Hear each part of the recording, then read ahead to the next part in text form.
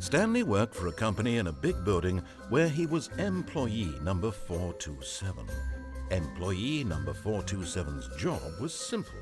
He sat at his desk in room 427 and he pushed buttons on a keyboard.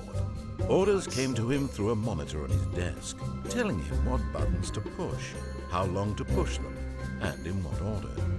This is what employee 427 did every day of every month of every year. And although others might have considered it soul-rending, Stanley relished every moment that the orders came in, as though he had been made exactly for this job. And Stanley was happy.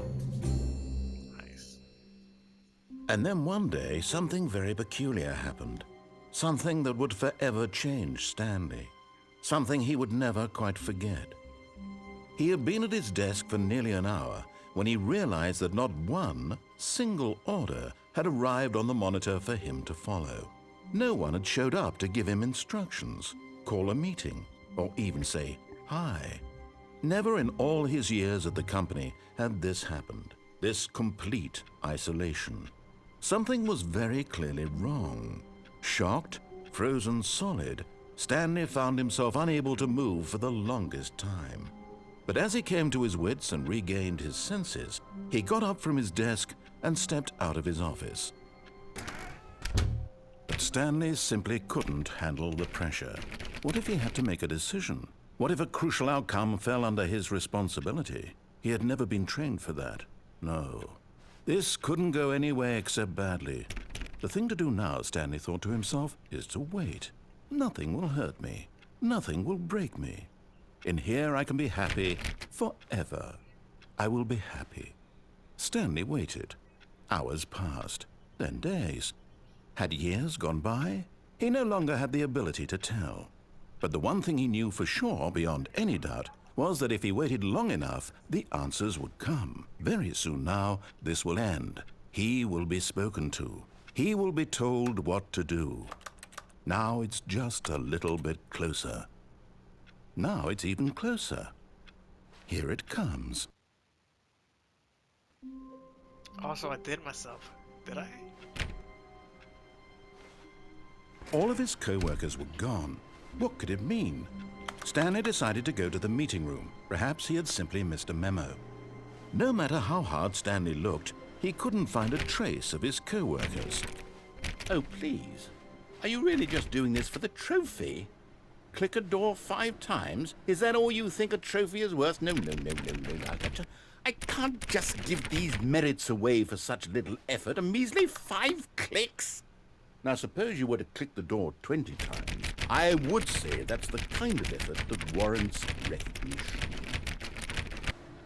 All right, back to room 417. I'm really feeling it now. I think we're getting somewhere. Okay, now go climb on employee 419's desk. Yes, this is great. You're putting it all on the line, Stanley. I like that. All right, let's keep it up. Go give me a few clicks on door 416. We've almost got it. Now the copy machine, do that one again. Finish it off, Stanley. 5 clicks on door 430. Yes! We did it! Oh, wow. That felt amazing.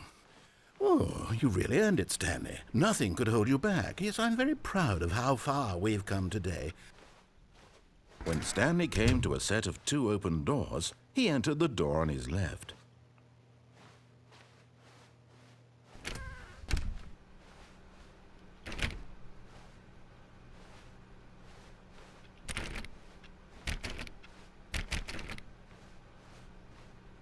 Yet there was not a single person here either. Feeling a wave of disbelief, Stanley decided to go up to his boss's office, hoping he might find an answer there.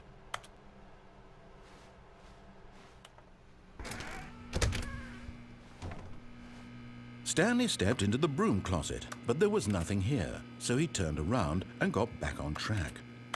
There was nothing here, no choice to make, no path to follow, just an empty broom closet. No reason to still be here. It was baffling that Stanley was still just sitting in the broom closet. He wasn't even doing anything. At least if there was something to interact with. Coming to a staircase, Stanley walked upstairs to his boss's office. I just follow what he wants us to do. 'Cause I don't.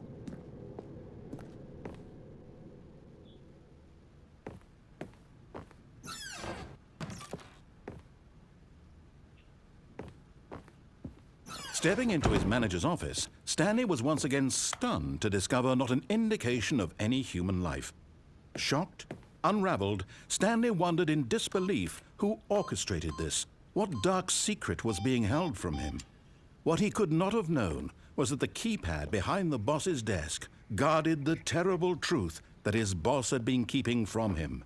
And so the boss had assigned it an extra secret PIN number, 2845.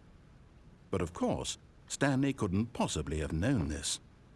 Incredibly, by simply pushing random buttons on the keypad, Stanley happened to input the correct code by sheer luck. Amazing. He stepped into the newly opened passageway.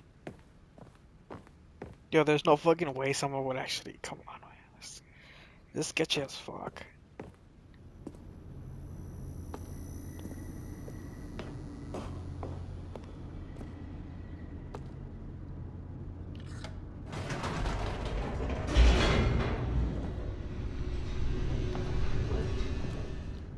Descending deeper into the building, Stanley realized he felt a bit peculiar. It was a stirring of emotion in his chest, as though he felt more free to think for himself, to question the nature of his job. Why did he feel this now, when for years it had never occurred to him? This question would not go unanswered for long.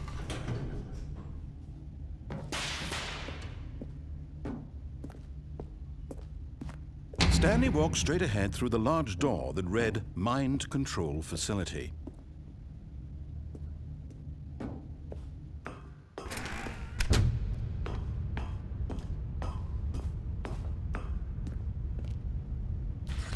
The lights rose on an enormous room packed with television screens. What horrible secret did this place hold? Stanley thought to himself. Did he have the strength to find out? I mean, we got no choice. Doors closed behind us. Teabag. Cameras.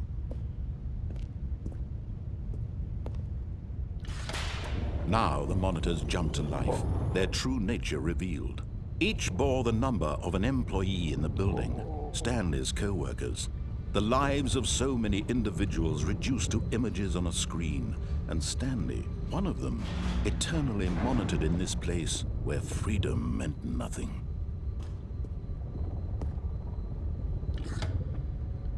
This mind control facility, it was too horrible to believe. It couldn't be true. Had Stanley really been under someone's control all this time? Was this the only reason he was happy with his boring job? That his emotions had been manipulated to accept it blindly?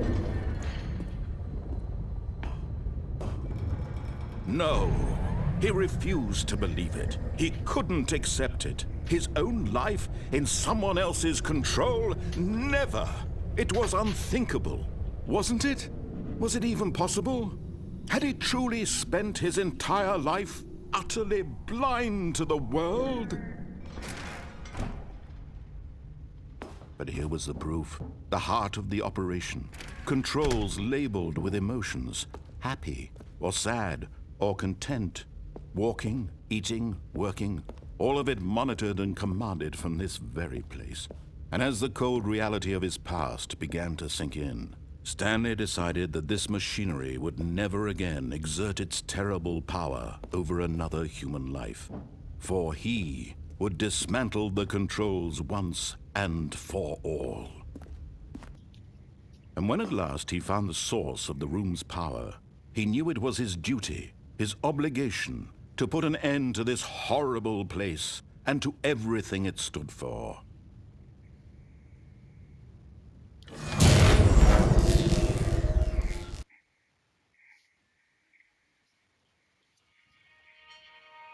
Boom.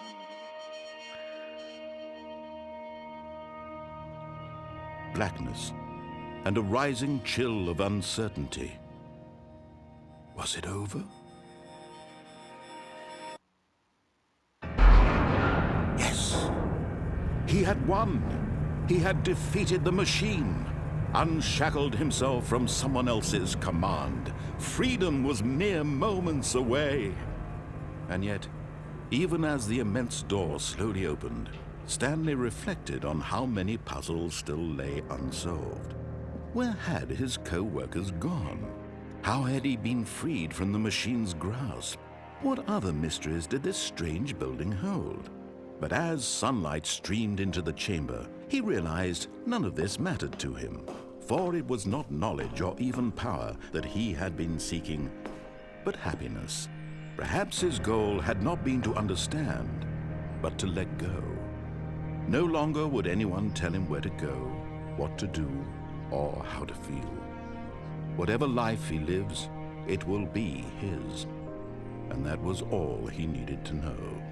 It was perhaps the only thing worth knowing.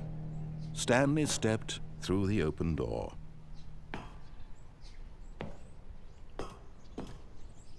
Stanley felt the cool breeze upon his skin, the feeling of liberation, the immense possibility of the new path before him. This was exactly the way, right now, that things were meant to happen. And Stanley was happy. Happy, happy boy.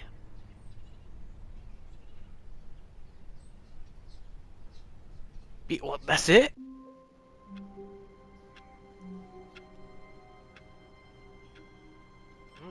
Okay. The fuck? But eager to get back to business, Stanley took the first open door on his left. Yeah, right, buddy. Stanley was so bad at following directions, it's incredible he wasn't fired years ago. Look, Stanley, I think perhaps we've gotten off on the wrong foot. Let's fall off. I'm not your enemy, but in his eagerness to prove that he is in control of the story and no one gets to tell him what to do, Stanley leapt from the platform and plunged to his death. Good job, Stanley. Everyone thinks you are very powerful.